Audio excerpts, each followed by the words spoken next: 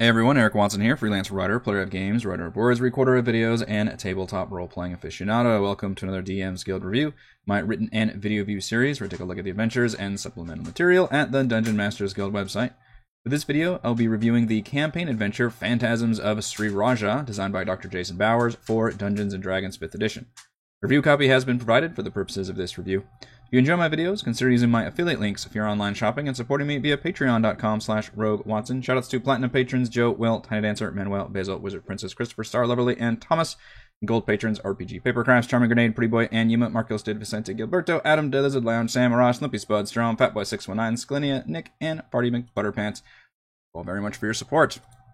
Phantasms of Sri Raja is a high-level campaign over 200 pages, and it is marketed and described as a sequel to Curse of Strahd.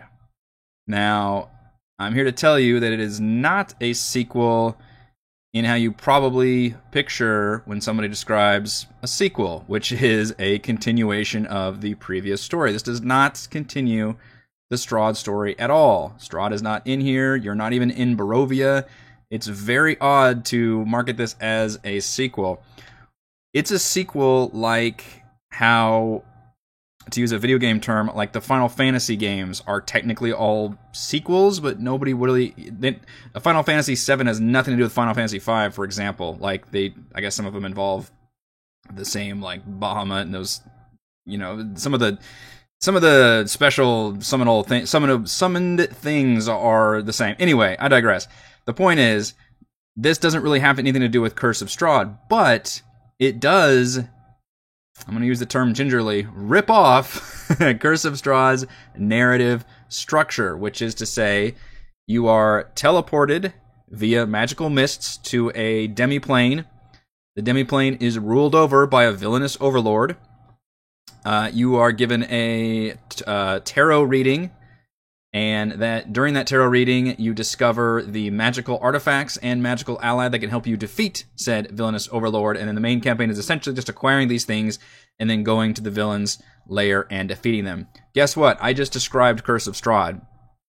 I also just described Phantasms of Sri Raja. So that is how it's a sequel. It takes the complete same narrative structure of Curse of Strahd, which is not necessarily a bad one.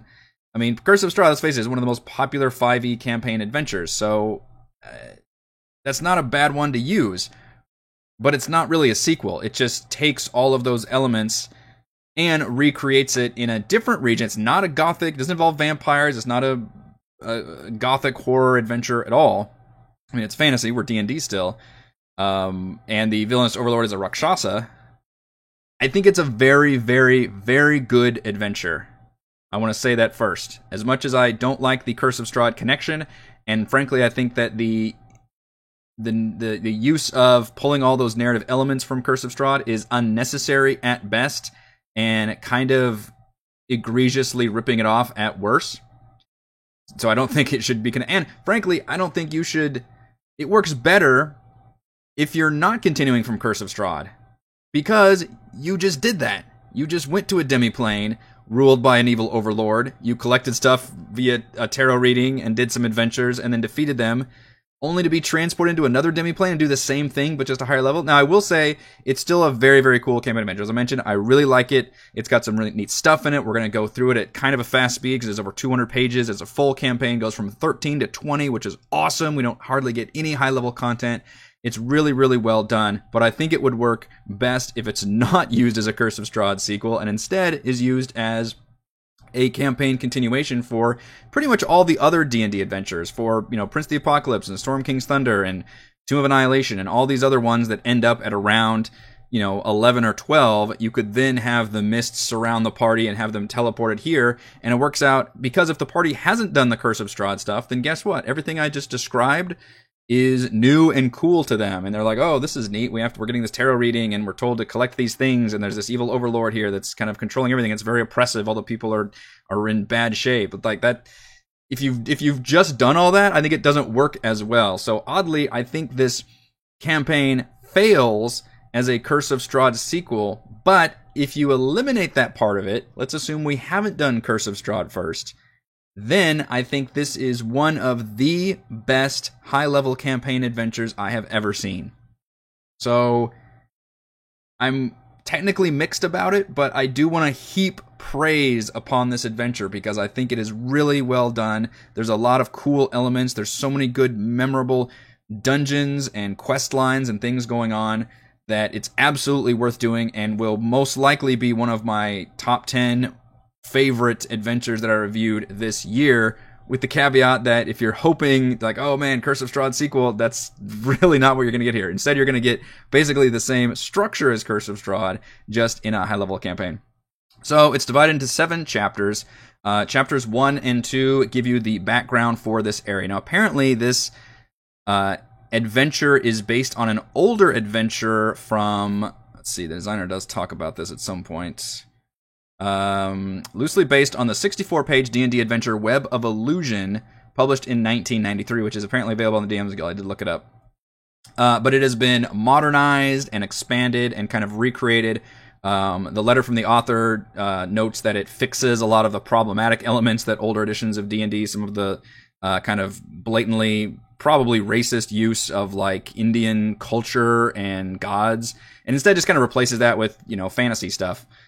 Which works, frankly, even better, I think, and just gives the people here and the culture just more dimensions to it, and it reads a lot better. I don't know anything about the original, but I didn't see anything that was explicitly problematic here, although I am not a sensitivity reader at all.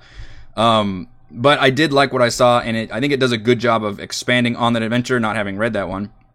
The first 2 chapters give you that background information to what's going on. So the adventure hook, there's a couple adventure hooks mentioned, but they all just involve, the mists closing in and your party is teleported to this Sri Raja land, which is kind of a tropical, rainforesty type area, I believe. Interestingly enough, this is mainly a bunch of cities, which you don't expect to be the case for Tier 3 and Tier 4, because at that point you expect the players to really going into like exotic, far off places and these ancient dungeons and like extraplanar dimensional travel, Shadowfell and Underworld and all these things to do these high level content. Instead, what this does is, granted, we are in a demiplane, so that does check that box, but we're in cities and it's a bunch of city based adventures, which is pretty cool, which means there's a lot of opportunity for, shopping and for NPC interaction.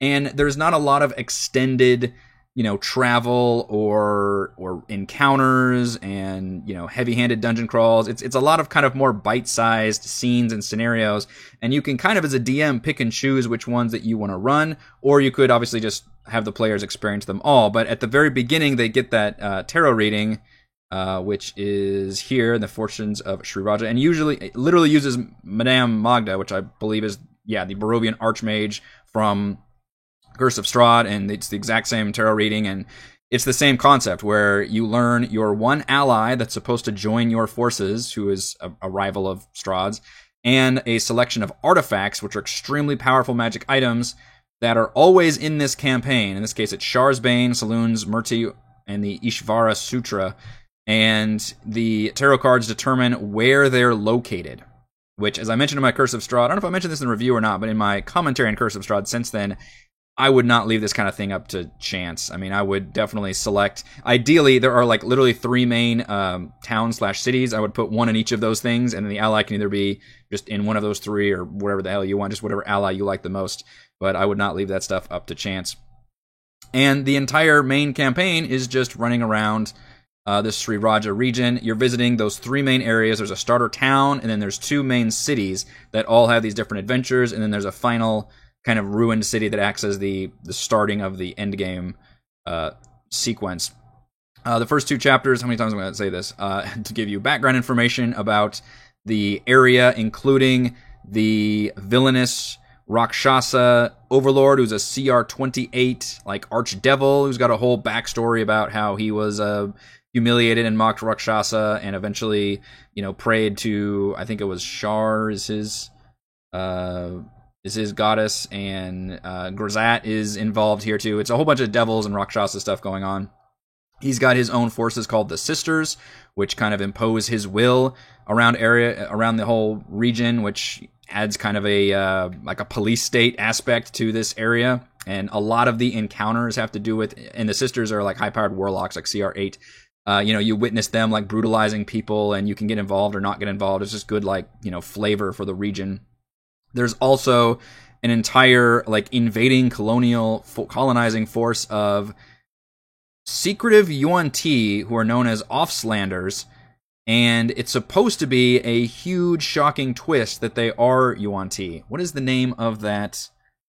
Is it Visitors? There was an old sci-fi show that got a reboot at some point. It was just called V, where that was, the aliens came and they were supposedly benevolent, but then it turns out they were, reptiles that like ate people or something.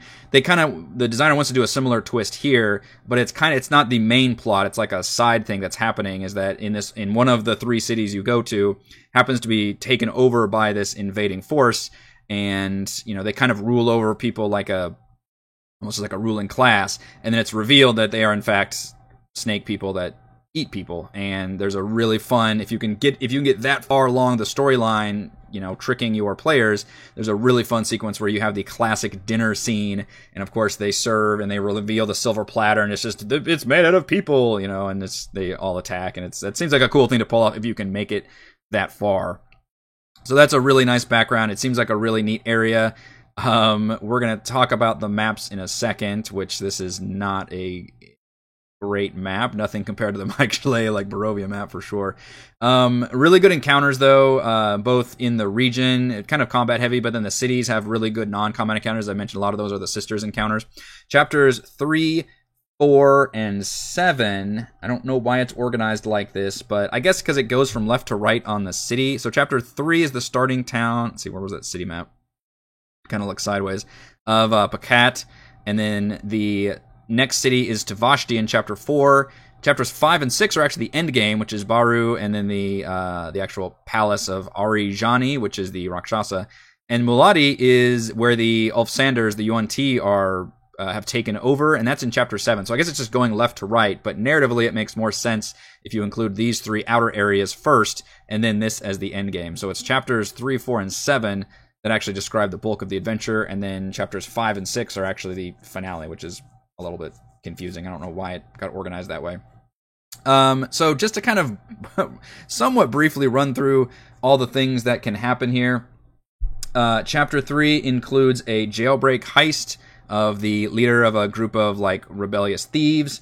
It also includes actually, I'm just going to go over chapter 3, 4, and 7 because I think I just montaged through all these. There is a infiltration. This is a cool leader of the town who's apparently has a Rakshasa stat block, but he's got spider powers and looks like a creepy Spider-Man. You can infiltrate his mansion.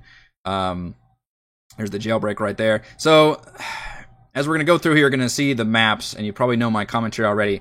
I do like isometric maps.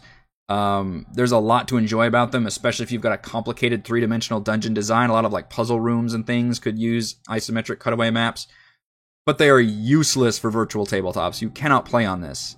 We're not a video game. It's just, unless there was a game that you could simulate D&D with isometric, that could maybe work, but you need a top-down grid maps, and this is not that. And they don't have any detail or any kind of color or anything. They're not particularly detailed maps either. So unfortunately, as awesome as this entire campaign is, maps are going to be a knock against it because we just don't get nice colored detail maps to go along with the really nice, cool dungeons that you're doing, which is, the jailbreak. You're infiltrating the leader's mansion, which is full of, animated objects and things. Tavashti has a really fun sequence where there's a haunted music hall where the ghost won't let you go until you figure out it's his sitar that you have to destroy. You can get shrunken down to investigate a fungal infection of an apiary, which I think is a beehive area.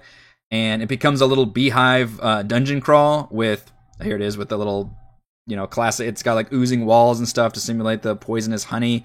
And it's a really good use of replacing statistics with other creatures. So, for example, the giant bees, you can use the manticore statistics for undead giant bees, use the gorgon stat block. For really giant myconids, you could use treants or just regular myconid stat blocks. And the whole thing is, of course, the fungal infestation. A bunch of myconids are transforming bees into undead bees. Just a cool idea for a dungeon, I think. Just very, very memorable. And and interesting. And you can see it's actually, you're supposed to use it as a hex crawl at one point, although it's literally a bunch of square blocks, because you're going through the beehive. And then after that initial couple room to room thing where you're seeing what's happening, then you can kind of roll and see what's happening in all these different areas. There's a fun little Archmage tower where you look up at the ceiling when you walk in, and there's this Archmage just kind of lounging around, and her players are entertaining, and she's on this giant ceiling, like 30 feet in the air or whatever, and you walk in and just immediately get reversed. You slam into the top, and she's, of course, been possessed by a demon. The entertainers are all mummies. Just neat stuff, and because it's all tier 3 and then up to tier 4, you can get really batshit crazy with all the stuff that we're introducing here. And I think there's just a lot of really fun opportunities. There's a library with a bunch of books that use like the Beholder stat block to simulate the eye rays that come out of the books. Again, really good use of using stat blocks that we already have for all of these different creatures, but just using them in different ways. So your players, if they're metagaming, they might realize, oh, this is a Beholder we're fighting. But that's still kind of a cool thing to be like, oh, these bunch of books start attacking with different eye rays and beams. And then you could maybe realize, okay, we're fighting a Beholder. Oh shit, we're fighting a Beholder. And then chapter 7, which I have to skip through the end game to get through, is the actual, the uprising can occur, the dinner sequence can occur with the ruling class of the UNT. It's almost just a side content, but it's still really good. A lot of chance for fun, role playing and, meeting up with different faction leaders and allying with people. The end game, which starts in chapter 5, is a ruined city. Where are we at now? Of Baru, and here you see your goal, which is to infiltrate the palace. And unlike Curse of Strahd, where you're just not supposed to enter until you can technically enter the final dungeon whenever you want, but there's a legion, a technically unlimited legion of those, whatever his forces are, the sisters of whatever his patron is, or just sisters of Arijani, between you and the palace. And it's supposed to be to where you really cannot fight them. Like, there's just too many forces. So you're supposed to go to these 2 nearby dungeons you can see. You can go to either one, or frankly both of them. One of them is a Medusa Lich who has chained a red dragon, and you can either bargain with her, sell her some artifacts you've earned, or just kill her, old-fashioned. Or you can go to the Temple of Grotzt and engage in this kind of neat little puzzle where you have to spell out Grotzt, which is Grazzzt, in all these different puzzle rooms, Grazzzt. And through different means, there's different implements that you use to spell it out, and there's different monsters that appear. And if you do all that, then you can raise up this ghostly army that can then go and assist you. Versus if you did the Medusa Lich, you can either bargain with her and she'll use her magic to get you farther, or you can kill her and free the red dragon, and the red dragon will attack. So all these different methods are used to bypass that legion of armies, and then you get through to the actual final area, which is in chapter 6. And by this point, so one thing I had to kind of go back and forth with is the chapters don't include what level you started off, but if you go all the way back to the initial synopsis, it does mention, hey, they should start at level 13, and then each chapter it's like you're, here you're 15, here you're 17. By the time you reach chapter 6, you're supposed to be 20. So this whole chapter is designed for top tier level 20. How many dungeons have you seen that support level 20? Not very many, which is pretty cool. So even if you're not going to run this campaign, if you're just looking for high level content that you could technically drop in, you could do that with these chapters and with the way these dungeons are designed, with the huge caveat that you're not going to get good maps. Instead, you're going to get maps that look like this. But it's a really neat design. There's a hedge maze, which is full of monsters and includes a very classic puzzle of the 2 figures. And he says, hey, we're both lying. And the other one says, no, we're not both lying. It's that who just tells the truth kind of thing. That's always a fun puzzle. And then you go into a mirror maze, which is a whole bunch of traps involved. It's almost Tomb of Horror-esque with how it works. And there's an awesome end sequence here in the mirror maze where you see 5 panels, and it it rips off the sequence from I believe Stephen King's It, where it has the doors that say scary and then very scary and then not scary at all.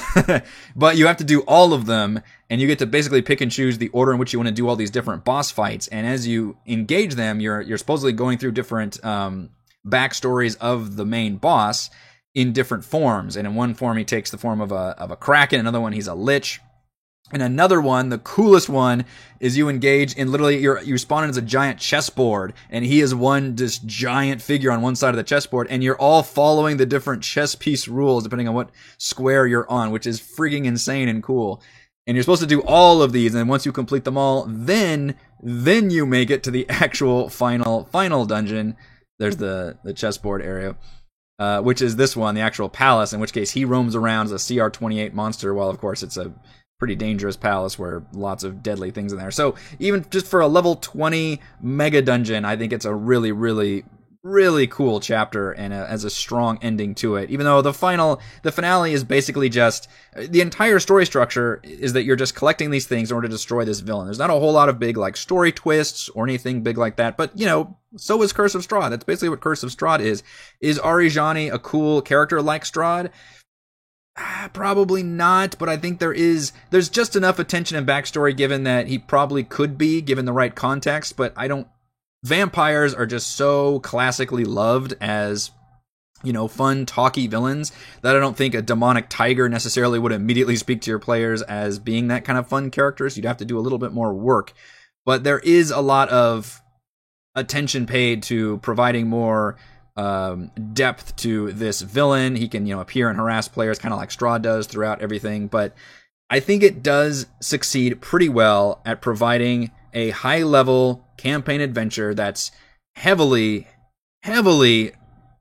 ripped off of Curse of Strahd in terms of how it works, but still provides its own material. And it is not a gothic horror. It's not about vampires and werewolves, although were-tigers, I guess, are involved. It does feel like it's its own world that just happens to use that structure from Curse of Strahd. It also includes a very robust appendix area, which includes all the new monsters. Since we are in a high-level campaign, we, of course, have to have high-level monsters, which means new kind of unique UNT stat blocks, new Myconids. We've got, of course, Arijani himself, which is a 600 hit point CR28. I mean, he's got to be a level 20 boss. Come on, folks. And then we've got some new magic items, which are like the artifacts that you can collect, as well as a few player handouts. And one of my favorite bits is this thing right here. An itemized inventory of all the shops that you can buy things at, because it uses its own money system. I wouldn't bother using my own money system. That's just a little too fiddly for me. But that's a cool thing that it adds. So I'm very impressed with this campaign. I think it's got a lot of really cool ideas. It's got fun characters. It's got well-made dungeons. It's a huge bummer that the dungeon maps aren't good enough. And the artwork is fine. You can see what artwork there is good. I liked it. There's not a lot of it, and especially for a campaign adventure, that one's pretty funny. It's just a snake with like a bow tie on. For a 200 plus campaign adventure, there's not a whole lot of artwork, but it was just good enough where I didn't include it as any kind of complaint. But instead, obviously, I will include the maps as a complaint. While I appreciate having isometric maps, I do think those are nice.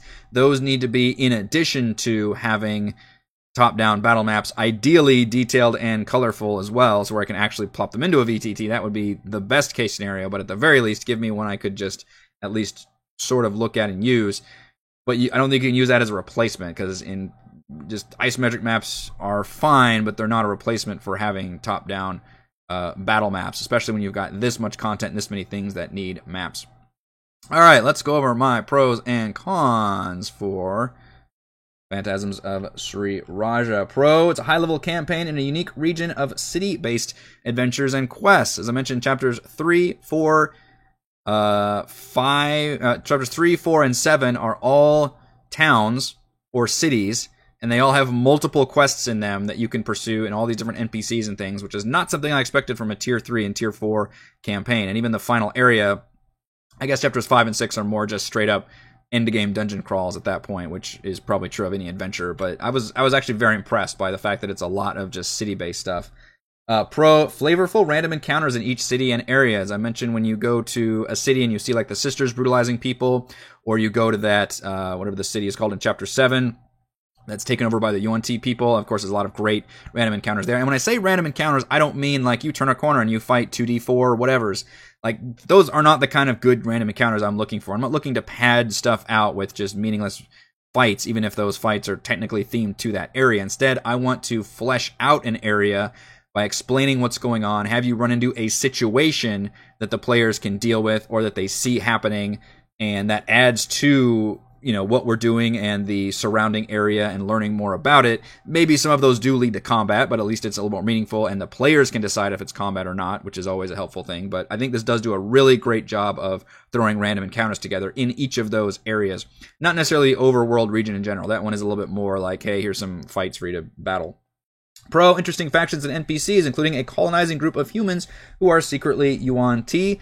Pretty impressive that it puts together its own, like I said, Chapter 2 is pretty much all about those different factions and NPCs that you can meet and ally with, or not ally with, or war with, or however you want to deal with them. I think it is missing a Dramatis Personae, which would help in terms of the major NPCs, but at least there is a lot going on there that you could pursue, or you could kind of ignore. In fact, if you don't end up with any, you know, artifacts or things in the Yuan Ti city, you could probably drop that whole aspect if you wanted to.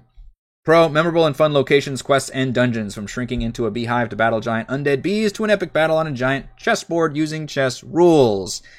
Which is kind of what I expected from a Tier 3 and Tier 4 adventure, which is some really crazy, inventive, exotic dungeon designs, which does it very well, even in addition to taking place mostly in cities. I think it's really cool. Even if it's just a simple thing like an Archmage tower, you walk in, you fall to the ceiling, and you're fighting like a demon who's in the Archmage's skin with a bunch of mummy attendees. Like, that's really cool. And it's just, you know, walking in there from a tower. That's the kind of stuff that makes this a really memorable adventure. Final pro, robust appendix, includes over 20 new monsters, 10 magic items and artifacts, and itemized shop inventories and player handouts. Very, very nice. My biggest cons. First con is the Curse of Strahd connection. It directly copies Curse of Strahd's narrative structure with the tarot reading, the gathering of allies, where the locations are, the villainous overlord of the realm. All of that stuff is ripped off of Curse of Strahd, and it bills itself as a sequel when it should not be a sequel at all. I think it does itself a grave disservice trying to be a sequel to Curse of Strahd. Copying Curse of Strahd's narrative structure and then putting that into your own campaign that's based on another adventure, I don't think is necessarily the right way to go about it. And I don't think, for example, just doing the whole like tarot reading and then placing artifacts over there, that's not a compelling enough adventure. You know, I think people like Curse of Strahd for different reasons other than that. Mainly the gothic horror stuff is done very well. The villain is done very well. Not necessarily that people like the, you know, oh, where's our stuff going to be this time that we play. So I don't think that necessarily does it any favors. And obviously the connection to Strahd, the fact that you're using that same stuff in this high-level adventure means you, in fact, should not use this as a sequel to Strahd, because your players will get that been there, done that feeling. Like, we just went to a demi-plane and got a bunch of relics and defeated their overlord, and now we're just going to do this for our second half of our adventuring career. What? But I think it works well in of itself without that connection. And the other con are the maps. The lack of top-down grid maps, the fact that it only includes isometric maps, and even those are black and white only with no detail on them. That is unfortunately going to be a con for me, which is a bummer, because really good maps would have made this just rocket to the top of my campaign adventure list, especially because there's not a whole lot of high-level campaign adventures. We're playing one right now for the first time in the 5 years we've been playing D&D 5e, and is a completely homebrewed adventure because there's not a lot of great content out there. And guess what? That homebrewed adventure uses a lot of dungeons from Dungeon of the Mad Mage, because that's one of the only published 5e adventures that uses high-level content. So that is a huge plus, and it would have been nice to have the maps to be able to drop right into that. Final verdict. As a proposed sequel to Curse of Strahd, Phantasms of Sri Raja copies the structure rather than expanding the story, but taken by itself, it's a remarkably inventive campaign and one of the best high-level adventures on the DM's Guild. Thank you to everyone for watching this video review. You can see my written review at roguewatson.com. You can support my work at patreon.com/roguewatson, and you can follow our own D&D adventures here on my YouTube channel. Thank you.